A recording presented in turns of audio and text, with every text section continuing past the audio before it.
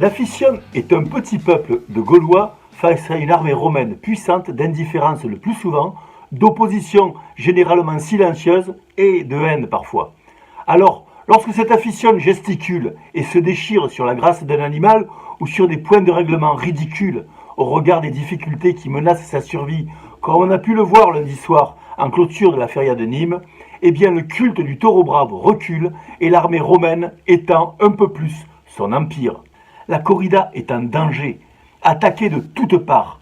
Par les Antilles tout d'abord, bien sûr, partagée aussi, par bonheur, entre violence et intelligence, mais hélas, toujours très efficace, quoi qu'on en dise. Le sondage IFOP, commandé en avril dernier par l'Alliance Anti-Corrida dans les villes taurines du sud de la France, révèle que 75% de ces populations se déclareraient hostiles à la corrida. La corrida est également menacée par le manque de courage politique de certains élus, laissant filer sans broncher une législation perverse qui reconnaît l'exception culturelle de la corrida, mais ne lui autorise pas l'accès à la TVA réduite des activités culturelles. À ce titre, on attend beaucoup de la nouvelle ministre de la Culture, Françoise Nyssen, co-directrice de la maison d'édition arlésienne Actes Sud, pour trancher favorablement sur ce dossier. Mais la corrida est aussi menacée de l'intérieur, par des figuras tout d'abord, qui exigent toujours d'exorbitants cachets. Elle est également menacée par un refus systématique de toute remise en cause du milieu taurin. Et enfin, elle est menacée par le comportement de quelques pseudo-aficionados.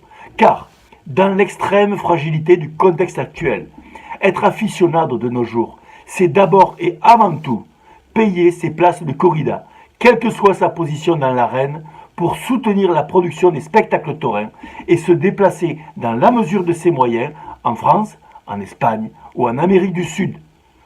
Nos arènes ne parviennent plus à se remplir et le public vieillit.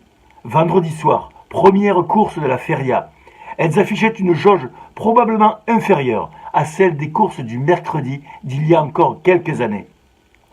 Cela ne semble pourtant pas émouvoir la petite caste d'invités permanents des gradins de la contre-piste nîmoise, constituée d'autoproclamés artistes, photographes, journalistes, médecins ou autres, exhibant sans pudeur leurs petits privilèges autour du cou, feignant d'ignorer qu'ils contribuent ainsi à la mort de la corrida.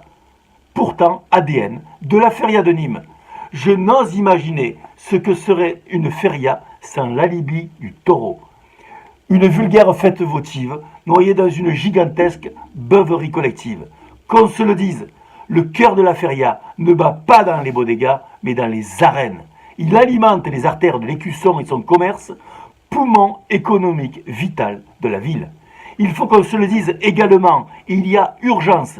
Si rien n'est anticipé pour faire évoluer favorablement la situation, il y a fort à parier que dans moins de 10 ans, le réchauffement de la planète corrida aura eu raison de nos chers férias.